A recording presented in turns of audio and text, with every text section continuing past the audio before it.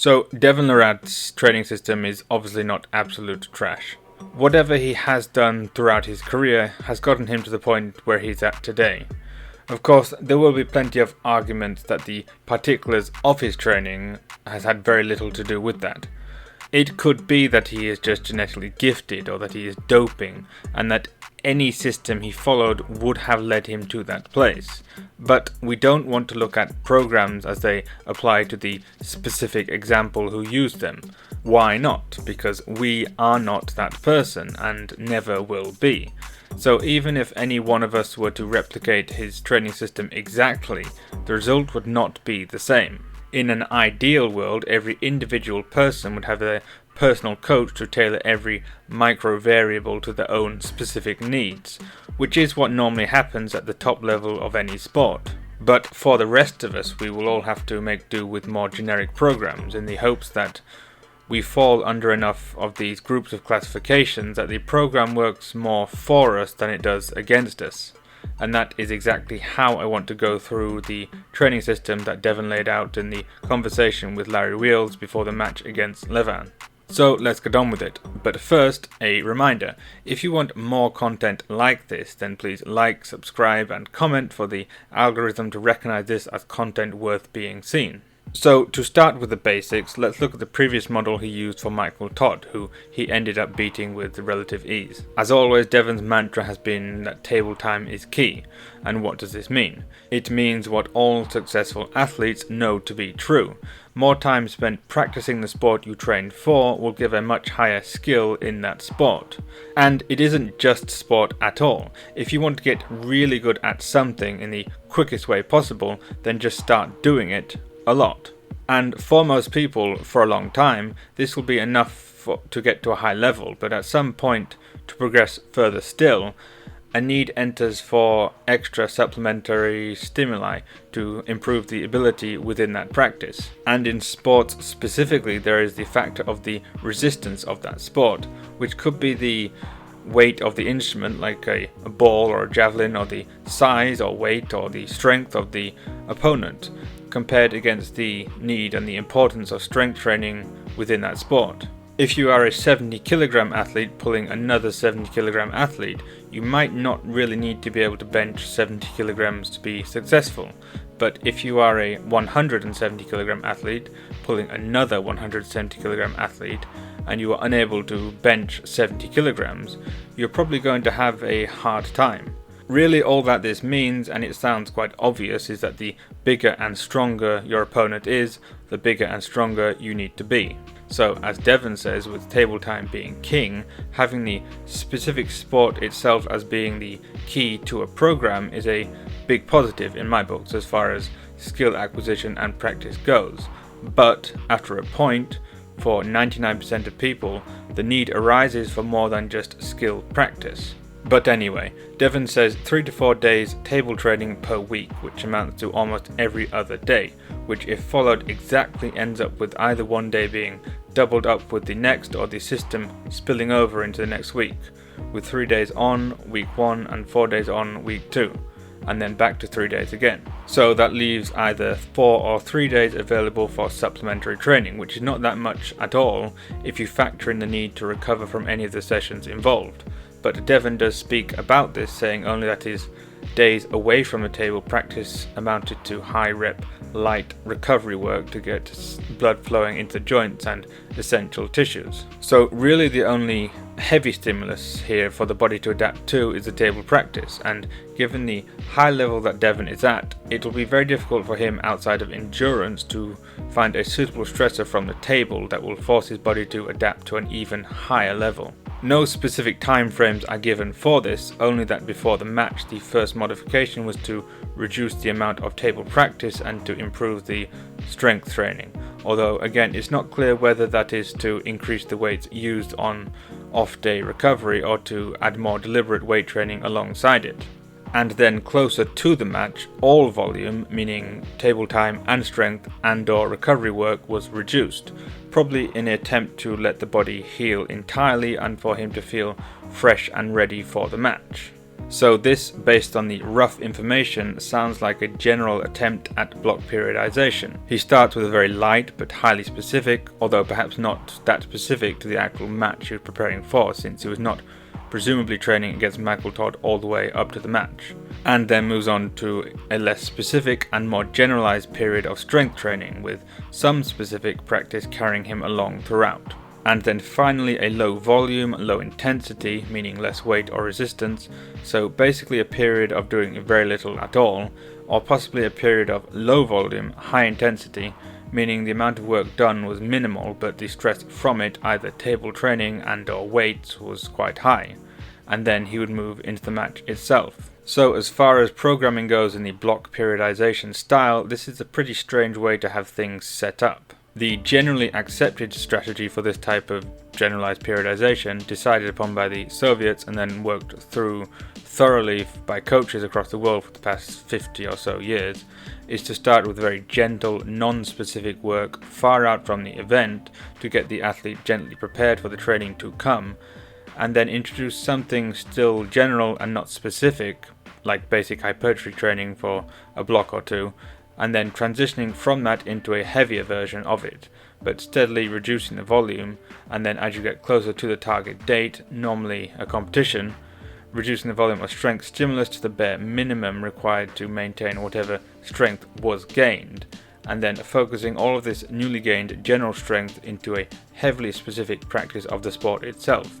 There are some schools who prefer to drastically drop the workload a week or two before the due date in hopes of making the athlete as fresh as possible for it, but many now favour the idea of running headlong into the competition with all cylinders firing so you are able on all levels, and essentially treating the competition as part of the training system rather than a result of it. Clearly the system worked for Devon, since he beat Michael Todd, but it's hard to say if that was because of the system or because of the athletes involved. But regardless, Devon felt his program was not suitable for the next opponent, Levan Sagnishvili, and you can probably imagine why.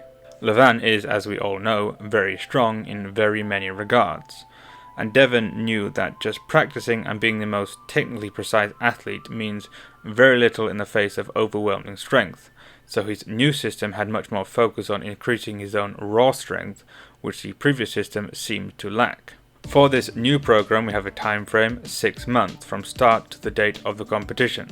He says that at the start he followed the same system as before, simply doing table time, presumably 3 to 4 days per week again, with the lightweight, high volume blood flow recovery movements done on off days. But then he says he was feeling fresh more and more after each session, as though he was underworking and not getting the level of stress he needed to progress his levels. So it would be very difficult for Devon to find an opponent outside of training endurance, just like before, who could stress him enough to prepare fully for Levan.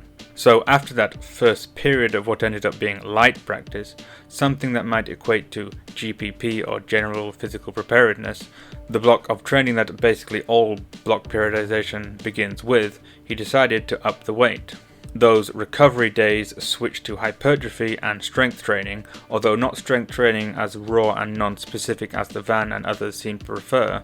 Devon is training heavier and heavier in very specific movement vectors that theoretically simulate pulling against heavier opponents that he could ever find in real life for practice. So table practice, which was formerly the main stress of the program, has now shifted to light skill practice, since he says the stress from it has diminished, while the focus of the stress has shifted to the strength training. So at this stage he has essentially entered a strength block in his program, but here is where I see an issue with this system. Not specifically for Devon, since we are talking about the system as an objective, generalized whole idea as it applies to the rest of the world, but for the average person, if they had followed this broad strength block and then transitioned to lower volume, maintaining or trying to increase the weights used sensibly while increasing the amount of specific table time practicing heading into the competition, they might have a much smoother time than if they attempted what Devon seems to have tried to do. But he begins to talk about introducing more workouts for these progressively overloaded strength workouts, arriving at 3 workouts per day, with each of those being decided on how he feels at the specific time, so enter auto-regulation. If he felt good and ready, he'd do a heavy circuit of 4 exercises done in a superset, with each of them being some arm wrestling specific movement. Probably from what we've seen on videos, things like rising, multi-spin cupping, pronation, another cupping, hammer curls, supinated rising, and other hyper-specific movements. And it's worth noting that most of these are very limited in range of motion, being almost something like pulsing isometrics, presumably to load the tendons more than the muscles.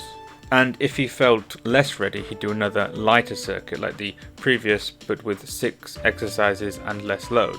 So hyper-specific training with almost everything non-sport related absent, done multiple times per day and auto-regulated with an aim at increasing weight through sheer will.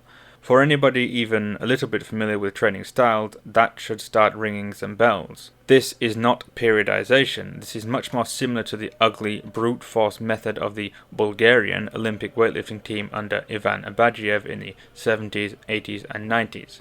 And this was by far one of the most successful periods of a single country dominating a sport. And the main takeaway message from this method experiment was that really, as we've already said, the best way to get better at something is to just do that thing over and over again in its purest form, which is exactly how the Bulgarians trained. And it is how, although not exactly how, Krasimir, another Bulgarian, trains to this day, being instructed directly by the late Abadjiev to do just this.